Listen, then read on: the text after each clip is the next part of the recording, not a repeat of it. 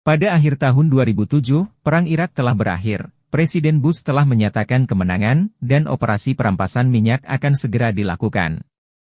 Sersan Matthews dan Sersan Isaac dikirim ke sebuah konstruksi pipa di tengah gurun Irak. Semua orang Amerika yang bekerja di lokasi tersebut telah terbunuh, jadi sekarang misi mereka adalah untuk menemukan pelakunya sebelum mereka mengirim tukang pipa yang baru. Para tentara bersembunyi di balik semak-semak dan batu, untuk mengawasi lokasi tersebut di bawah teriknya matahari.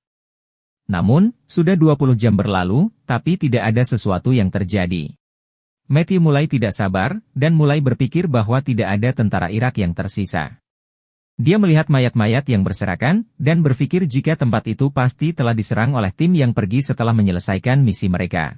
Isaac mengatakan bahwa tidak ada tanda-tanda yang mengindikasikan adanya kelompok besar yang bergerak di sekitar sini, dan menunjukkan bahwa semua pekerja terbunuh oleh tembakan di kepala. Hal ini mungkin saja dilakukan oleh penembak jitu profesional legendaris Irak yang dikenal sebagai Juba. Namun Matthews berpikir bahwa tidak mungkin ada orang yang bisa membunuh orang sebanyak itu, dalam waktu kurang dari 30 detik. Matthews akhirnya bosan menunggu, dan turun untuk melihat lebih dekat ke lokasi setelah meminta Isaac untuk melindunginya. Isaac menjelaskan bahwa teropongnya menjadi tidak jelas, dan Matthews mengejeknya karena tidak segera menggantinya, tetapi yang satu ini penting bagi Isaac karena dulunya adalah milik seorang rekannya yang gugur. Kemudian Matthews pergi dari satu mayat ke mayat lainnya, untuk mencari petunjuk. Dia mulai mempercayai teori Isaac, ketika dia memastikan semua orang meninggal karena tembakan tepat di kepala. Saat Isaac memintanya untuk mundur, Matthews malah ke tengah-tengah lokasi untuk mencari tahu kemungkinan arah tembakan. Tiba-tiba, terdengar suara tembakan dan Matthews jatuh ke tanah, menderita rasa sakit yang luar biasa di bagian perutnya. Putus asa untuk menolong temannya, Isaac berlari zigzag untuk menghindari peluru yang datang, tetapi ketika dia akan mencapai Matthews, dia malah tertembak di kakinya. Isaac tidak punya pilihan selain meninggalkan Matthews dan lari bersembunyi di balik tembok yang rusak. Menderita namun masih hidup, Matthews menghubungi Isaac dan menyuruhnya untuk menghubungi pangkalan dan meminta bantuan. Pertama-tama, Isaac menyadari bahwa luka di kakinya cukup parah, jadi dia langsung mengikatkan ikat pinggang untuk menghentikan pendarahan. Kemudian dia mengambil tas radionya dan mencoba menghubungi markas, namun ternyata tidak ada sinyal karena penembak jitu telah menembak antenanya. Tiba-tiba Matthews menghubunginya lagi dan memintanya untuk menemukan penembak jitu itu, sehingga dia bisa membidiknya. Ia mengabaikan Isaac ketika dia memperingatkannya bahwa penembak jitu itu akan melihat gerakan apapun dan menembaknya lagi. Isaac mulai berusaha membuat lubang di dinding dengan pisaunya untuk memasukkan teropong, namun tangannya terluka oleh batu yang berjatuhan. Matthews kemudian mencoba meraih senapannya, namun kemudian pingsan karena kehabisan darah. Tidak ingin berakhir seperti temannya, Isaac menggunakan pisau untuk mengeluarkan peluru dari kakinya. Ini adalah proses yang sangat menyakitkan, kemudian dia membalut lukanya sebelum pingsan juga. Beberapa waktu kemudian, Isaac terbangun ketika dia mendengar suara aneh yang berasal dari lubang suara. Ternyata itu adalah seorang petugas dari pangkalan, dan Isaac segera mulai melaporkan situasinya dan memohon untuk mendapatkan pasokan medis. Namun, dia mulai curiga ketika petugas tersebut mengajukan banyak pertanyaan aneh, dan yang paling penting, dia memintanya untuk memberitahu mereka posisinya yang tepat atau berdiri dan menembak ke udara, mengklaim bahwa helikopter akan menjatuhkan pasokan secara akurat. Isaac menunjukkan bahwa hal ini melanggar protokol dan akan menempatkannya dalam bahaya, dan ketika dia mulai memperhatikan kata-kata pria itu, dia menyadari bahwa logatnya bukan logat orang Amerika. Ini adalah Juba si penembak jitu, yang telah meretas frekuensi radio untuk mencoba memasang jebakan. Isaac tidak tertipu dan memanggilnya, tapi bukannya menutup telepon, Juba malah mulai mengajukan pertanyaan. Mengklaim bahwa dia ingin mengenal Isaac lebih baik. Isaac mencoba radio lagi, tapi tetap tidak berfungsi. Juba bersikeras mengajukan pertanyaan-pertanyaan konyolnya, dan ketika Isaac menolak untuk mengobrol, Juba mengancam akan menembak Matthews lagi, yang berisiko karena ada kemungkinan dia masih hidup. Isaac setuju untuk mengobrol sebentar dan meminta Juba untuk diam terlebih dahulu, sementara dia mulai menggambar peta lokasi di atas tanah, untuk menghitung lintasan peluru dan menemukan kemungkinan lokasi penembak jitu. Juba mengatakan bahwa ia hanyalah seorang warga negara Irak biasa, yang ingin menyelamatkan negaranya. Ia meminta Ishak untuk menceritakan tentang keluarganya, namun Ishak mengatakan bahwa hal itu terlalu pribadi. Kemudian Ishak mengolok-olok alasan Juba, mengatakan bahwa dia membunuh orang-orang yang sebenarnya berusaha membangun negara dengan membawa sekolah, jaringan pipa, dan infrastruktur yang akan meningkatkan ekonomi lokal. Hal ini membuat Juba tertawa, dan ia menjelaskan bahwa uang yang dihasilkan akan dikirim kembali ke Amerika Serikat nantinya. Seiring berjalannya waktu, Juba terus mengajukan pertanyaan, namun Ishak terus menolak untuk mengatakan sesuatu yang bersifat pribadi tentang dirinya, membuat Juba mengancam akan menembak Matius lagi. Namun kali ini, Ishak tidak mempercayainya lagi. Untuk membuktikan bahwa dirinya berbahaya, Juba memberitahu Ishak nama pemilik teropongnya dan bahwa dia sudah mati, mengutip ejekan Matius sebelumnya. Ini berarti, Juba telah mendengarkan percakapan mereka sejak mereka tiba. Dengan menggunakan teropongnya, Ishak menyadari bahwa salah satu dari orang yang sudah mati itu membawa radio, dan dia berniat menyeret tubuhnya ke tepi tembok. Akan tetapi, bahkan dengan menggunakan sepotong kayu pun dia tidak bisa menjangkaunya tanpa membahayakan dirinya sendiri. Selanjutnya, Ishak mencoba meminum air dari botolnya, namun ternyata botolnya kosong karena ada lubang di dalamnya, yang Juba tegaskan bahwa ia sengaja melakukannya. Dia juga mengakui bahwa dia tidak melewatkan satupun tembakan, dia secara khusus menembak botol, antena, dan kaki Ishak untuk menempatkan Ishak dalam situasi yang tidak dapat dihindari dan membuatnya mati secara perlahan, yang akan dia nikmati melalui komunikator. Ketika Ishak menemukan peluru yang diambil dari kakinya, dia melihat lebih dekat dan mulai menghitung model senjata yang dimiliki Juba, dengan membuat beberapa pertanyaan licik. Dia juga menyebut Juba sebagai teroris, yang membuat Juba tertawa lagi. Juba mengatakan bahwa orang Amerika adalah orang-orang yang secara ilegal memasuki negara asing dengan senjata yang siap untuk membunuh orang.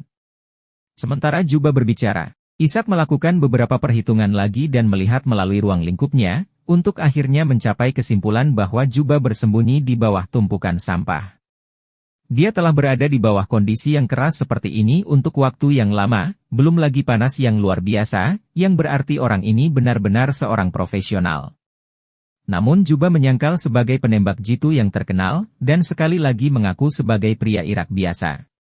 Dilihat dari logatnya, Ishak menduga Juba adalah mantan perwira militer Amerika yang membelot. Namun Juba juga menampiknya dan menjelaskan bahwa dia hanya membunuh orang yang menyerangnya terlebih dahulu. Sebagai gantinya, Ishak berbagi cerita tentang bagaimana dia bertemu dengan sahabatnya ketika dia masih kecil, dan bagaimana mereka mendaftar untuk menjadi tentara saat mereka dewasa. Segera dehidrasi dan kelelahan mulai berdampak buruk pada Ishak, yang jatuh ke tanah saat mendengar Juba mengatakan bahwa ia akan menempelkan peluru ke dadanya. Selanjutnya, Ishak mencoba mengelabui Juba dengan menaruh jaket dan helm di atas senapannya dan melambaikannya di atas dinding, tetapi Juba tidak menembak. Dan naasnya, helmnya jatuh dan mendarat di sisi lain tembok, jadi sekarang Ishak juga tidak bisa melindungi kepalanya. Kesalahan konyol seperti itu menjadikan kepalanya sasaran empuk dan membuatnya menangis. Lebih banyak waktu berlalu, dan Ishak menjadi cukup putus asa untuk mencoba mengambil risiko.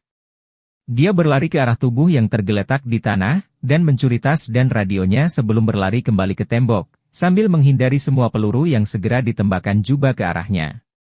Di dalam tas, Ishak menemukan air dan beberapa permen yang langsung ia lahap, namun sayangnya radio ini juga tidak berfungsi. Juba pun menghukumnya dengan menembaki tembok dan membuat teropongnya rusak parah. Tiba-tiba, Ishak mendengar suara dari lubang suara dan menyadari bahwa itu adalah Matius yang masih hidup. Ishak meneriakkan lokasi penembak jitu kepadanya, dan Matius segera mengambil sepotong logam untuk digunakan untuk melihat tumpukan sampah. Sementara Matius bergerak sangat lambat untuk mengambil senapannya, Ishak membuat penembak jitu itu teralihkan perhatiannya dengan berbasa-basi, dan dia mengetahui bahwa Juba dulunya adalah seorang guru di Baghdad.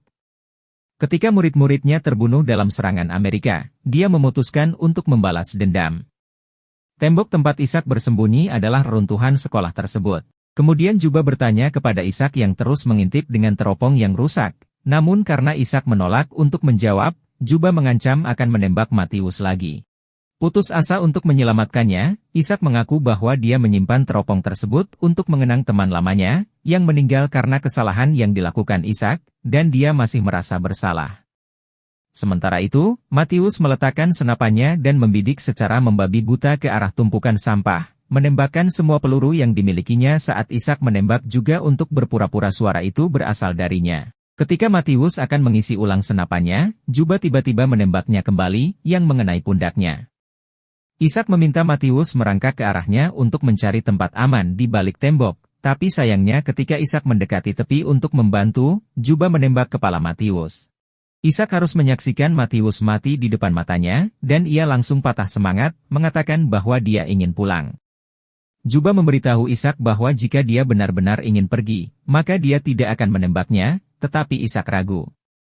Kemudian, Juba bertanya kepada Ishak mengapa dia masih berada di sana, meskipun perang sudah berakhir. Ishak terdiam sejenak, sebelum menjawab bahwa dia ada di sana karena sebenarnya dialah yang membunuh teman lamanya. Ternyata dia tidak sengaja menembak rekan penembak jitunya ketika mencoba membunuh musuh, dan Ishak telah berbohong kepada semua orang, mengatakan bahwa temannya telah dibunuh oleh teroris. Tiba-tiba Ishak mendengar suara yang keluar dari radio dan bergegas memeriksa sinyal, senang mendengar percakapan yang terjadi. Namun kebahagiaannya hanya berlangsung sebentar, karena meskipun ia dapat mendengar suara-suara, ia tidak dapat mengirim pesan apapun karena radio tersebut rusak.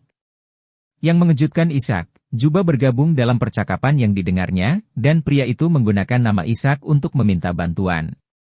Ishak akhirnya menyadari bahwa selama ini Juba telah meretas komunikasi Amerika.